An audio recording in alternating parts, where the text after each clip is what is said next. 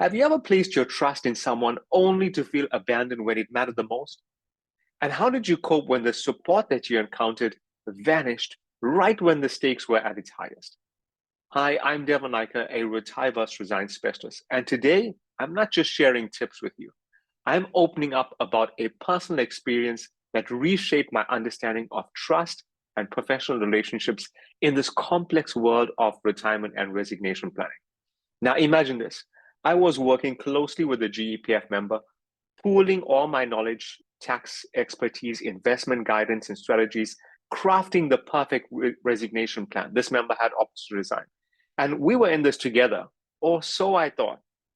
Now, just when I thought it was time to finalize the plans, they left me for another advisor. And I'll paint the picture vividly for you. I had spent 18 months completing the planning for this member. Everything was done meticulously, from the tax planning to the investment planning. We worked through the budget, worked on the pre-98, everything that you need in order to secure a comfortable resignation. All the application was already submitted, documents were completed, handed into HR, gone in for processing through with GEPF. And at the 11th, or let me not even say 11th, say the 13th hour, I get a message from the member, not even a call or something out of courtesy, but just a message to say that they're changing and moving over to another advisor. Now, it was a blow, not just for me professionally, but also personally, because if you've watched my videos, especially the testimonials, you would have an idea of my history and what it was for my dad when he was making his decision to retire or resign. And because of that experience, I take it personally to ensure that the member I'm meeting with, I know is a mom or is a parent, and I want to be able to do the best that I could do for that particular member. And I take this very personally. So it took quite a lot of time for me. And this incident also happened at a time where my little girl was just under a year at that stage. And the future seemed extremely uncertain because the practice was still relatively young. And I even remember scrounging around trying to look for spare change for her diapers. Now, in that moment, in that tough moment, a simple yet powerful truth struck me whilst I was reading a book. And it's this phrase: you can have everything you want if you just help enough people get what they want. Now, this is a phrase from Zig Ziglar, and it not just lifted me, but it also lit a new path for me, because it wasn't about business. It was about meaningful, lasting relationships. Now, why does this matter to you as a GEPF member contemplating your future? Because the foundation of your financial decision should be on trust and mutual respect, not just a transactional relationship based on fees or convenience. Now, in this video, I'm going to unpack 3 life-changing lessons that I've learned during that heartbreak, focusing especially on the power of genuine relationships, the true cornerstone of any successful retirement or resignation planning. Now, I'll show you how these insights can protect you from the kind of pain and loss that not just I face, but also what we've seen members having faced as well. Now, stick with me until the end, because I want to share with you a bonus lesson which I believe will dramatically secure your financial decisions and peace of mind. It's a perspective that many of us overlook, but is crucial to anyone facing these major life decisions. So let's get started as we head over onto the iPad. And the first thing that I want to share with you, one word here, it's this word called relationship. Relationship. And what I realized when I was engaging with this particular member, and actually when I engage with anyone else, even for you for that matter, right? Because we are forming a relationship because you're watching the content. So we're connecting with each other. And this is one of the key elements to success planning. Now, what I want to share with you is, in the beginning, it's extremely difficult to build trust, especially if you and I are engaging for the first time. Given the fact that you might have had a very unpleasant experience with your previous financial advisor, or you might have heard of members wanting to resign and lost a lot of money with financial advisors, or for that matter, the concern about how financial advisors work. We work on a commission-only basis, which means we sort of have to convince you to take something in order for us to get paid. So the trust issue is something that you want to start building on. And any relationship takes time in order to establish that trust. This is actually one of the reasons why I have the YouTube videos, because I'm able to do so much more for members in terms of tax planning, investment planning, show them how to overcome those challenges. However, in the beginning, it's very difficult to establish trust because they might have had some experience in the past, which was very unpleasant. So my way of overcoming this is producing the YouTube videos. I want to establish the trust, but more than that, I want to establish something else, which I believe is quite critical. And it is this: belief. Because tax planning, it's easy. I mean, if you've had a look at my YouTube channel, you've seen numerous members' testimonials where I've done this. It's easy for me to do it, and I see this every single day. So it just comes naturally to me. However, it might not be so easy for you, which is why I believe the YouTube channel is so critical, because it helps to instill that belief in you. When you see this, how I'm going about the calculations, when you start to see other members, it should start to give you some type of belief. You agree that it is possible for you. Maybe you don't believe that you can have all of the tax savings, and that's okay. But I just want a portion of you, a part of you, to believe, hey, what if it's possible for you to save on some tax? So this is one of the elements, right? From a trust perspective. Now, very importantly, no advisor is going to disclose all of the information upfront. And I look at myself personally, right? I can't disclose all the information upfront. One, because there's just too much of information to go through. And if I have to share all of it with you, it's going to be extremely overwhelming and it doesn't allow you to move forward. That's the main element, right? Also, if we look at it from a financial perspective, now, I'm fortunate in my position because financially, I'm not driven by money any longer. I believe we all move through different stages. And at the stage where I'm at now, the focus is more on significance, right? What can I do to impact as many people as possible? But taking it back from a financial perspective, remember, advisors work on a commission-only basis. So where advisors are, if an advisor is going to give you all of the information upfront, there's a big risk there, you agree? Because what if you did what this other client had done to me? You take that information and move it over to another advisor. Now, the other advisor could adjust fees, lower the fees because there's less work being done, and then you're able to get the solution at a lower price. Or so I thought. Now, here's what's interesting. Just about a few weeks ago from me shooting this video, I actually met with that member who had taken my information to another advisor. And it was extremely sad to hear the story of this member, because the member had been through 6 different financial advisors from the time that I had met with this member. 6 different financial advisors. Again, trying to establish trust. There was over 400,000 lost in tax, and the investment was in shambles. In fact, this member kept changing funds, trying to see what's the best investment. And the reason for this is, when financial planning is getting done, initially you're paying for a foundation, right? You're paying for the foundation, something that has to last for you ongoing. But that's not really where the work comes in, because if you think about this carefully, aren't you looking for that long-term relationship? Because you could have a situation where financial advice is building something in the beginning, which might seem good, but you also want that person to be accountable ongoing, meaning it's not just in the beginning. You want that person to be confident enough to walk you through the journey. If you simply just take a plan, even if it's me, if you took, and this is what happened to this member, I took a plan which I created, and I know is a rock solid plan, handed it over to another financial advisor who has no experience with GEPF, no experience with tax planning or investment planning. Of course, there's an initial saving on the cost. However, that advisor had no skill on tax planning, no skill on investment planning or the GEPF process, which ultimately resulted in issues, because now the member was using someone who's inexperienced. So the member ended up paying a price way more than what the initial cost would have been. Now let's head back onto the iPad so I continue with this journey of relationship. Now, what is it that you are actually buying? What is it that you are actually buying? And I reflected on this so much when I had the experience, right? See, you're not actually buying a financial advisor. You're not actually buying this decision on whether to retire or resign. If you watch my videos, I don't believe that's the core purpose of what you're aiming for, right? What you're buying is the following. You're buying peace of mind. You're buying financial security. You're buying freedom. You're buying control. the ability to use your money as you see fit. This is the reason why you are making this choice, right? Especially if you're aiming at resigning, because you want to be in control of your money. So this is what you actually are buying for.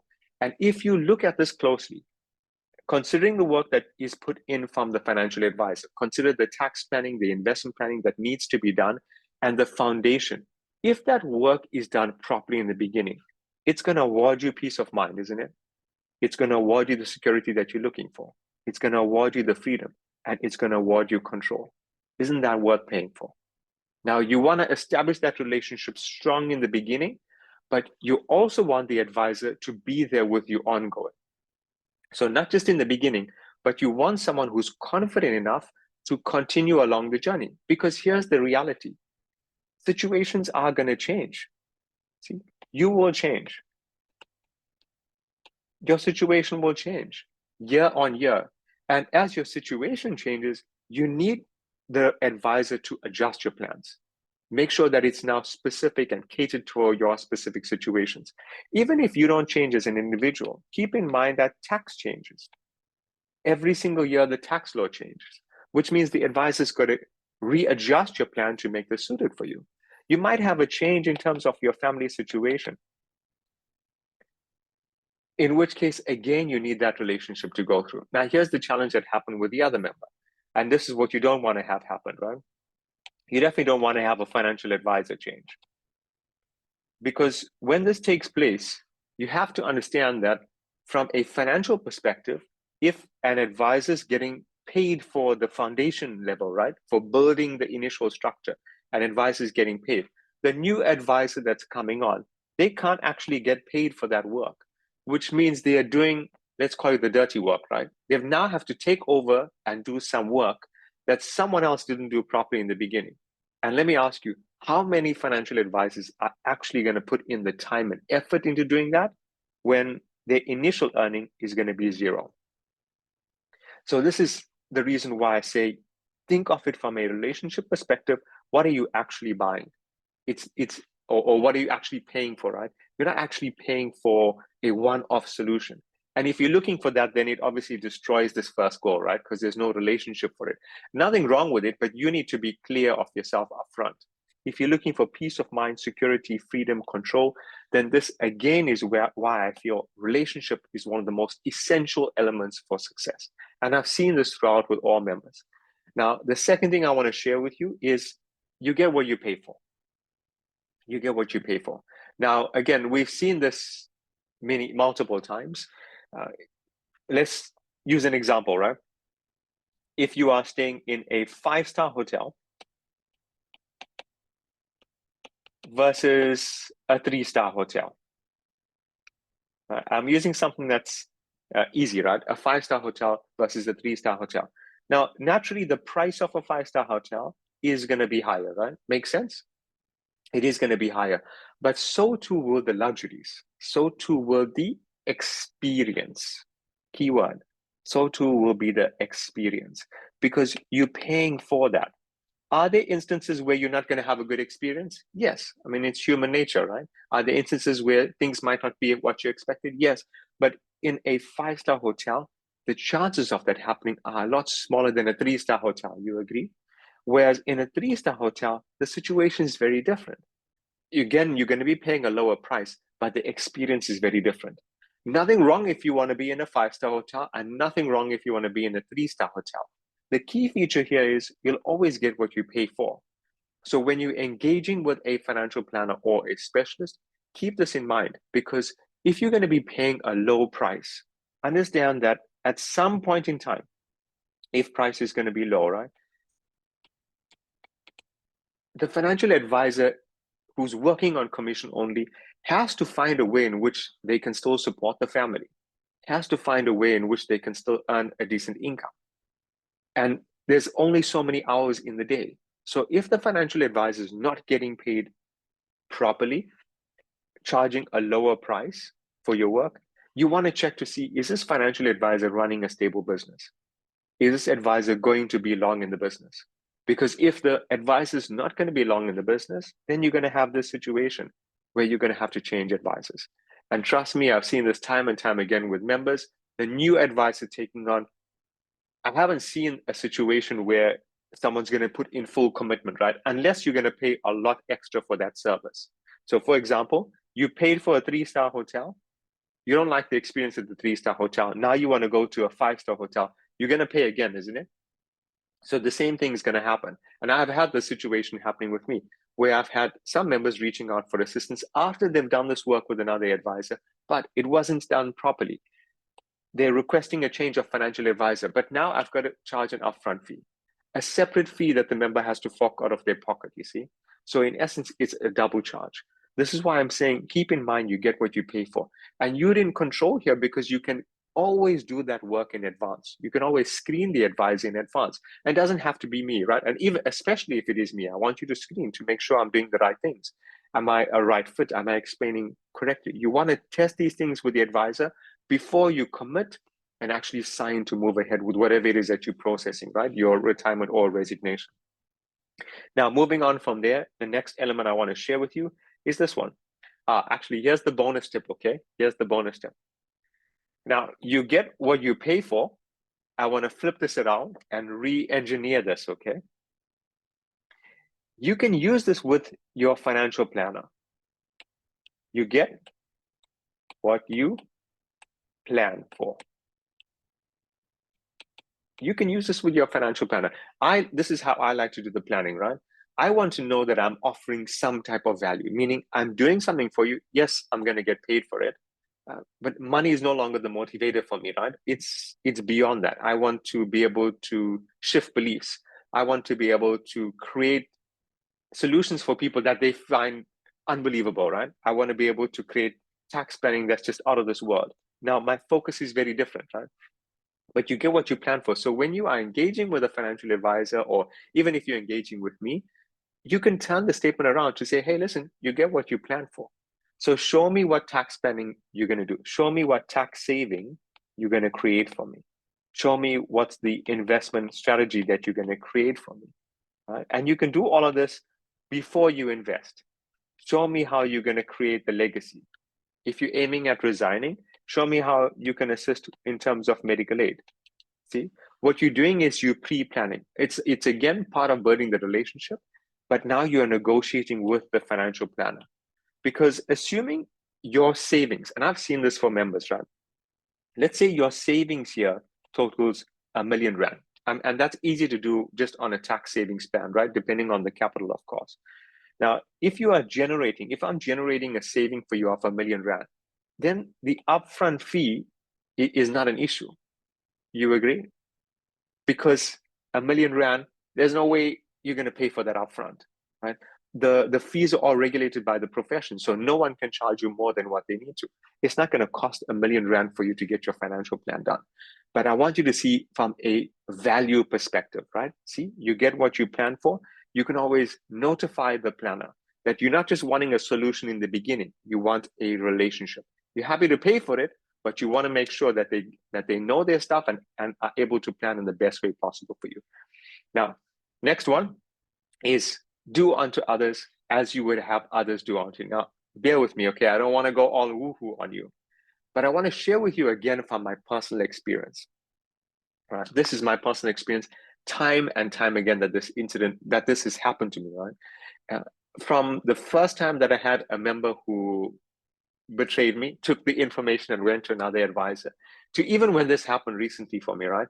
Now, when the first time that this happened, and I believe firmly in this ability, right? You reap what you sow. So I continue doing the good. I continue to do what I need to do as a planner. I continue to help other members. And what was so interesting is when that initial member left, it was 2 days later that I received a call from another member. This member managed money a lot better. The member was a lot more confident in their decisions. The member was easier to work with and was very open-minded, meaning was open to listen to the tax planning, was open to implement. And the strategy that I created for this member was out of this world, right? Absolutely amazing. We were actually able to grow the capital even though this member is taking an income. Now, here's the interesting thing. The amount of money that this member had come in with was the same amount of money for the member who had left me. This is just 2 days later. 2 days later. So imagine this. I work for 18 months and I have a member who takes the strategies. What they felt was everything, right? It wasn't really everything because remember, I could only plan to a certain extent. And when that member had left, the planning had stopped because the other planner or advisor didn't know how to continue it. So this member took the plan, went away, and I lost that client, right? Now, a new client comes in 2 days later. 2 days later, right? What took me 18 months to do, 2 days later, I'm now building a new relationship with a client, a much better experience because now I've got someone who's managing money better. So I'm able to explore all my tax planning techniques, all my investment planning techniques. It becomes a much more solid relationship, you see? And this has happened time and time again, even as much as recently, right? Like last month, I had a member who took the information again, went over to another advisor. Now, initially, this hurt me a lot. Okay, it took me a few months for me to overcome it. But I kept trying to understand what would make members do this. And now I understand it's not really something to do with me. It might be a past experience, or it might be what I feel a lack of abundance, right? So if you're having this feeling like you don't have enough, there's a lack, then I sort of know, okay, that's a member that I don't want to engage with. I want to deal with members who are abundant in their thinking, happy to pay for the service because they're not thinking it's going to cost them money. They're thinking about the value that it's bringing. It's an abundance mindset. So I had this member just last month who left. And again, a day later, I get a call from a member, same value, much easier to work with. And the relationship continued. And now it's working perfectly well.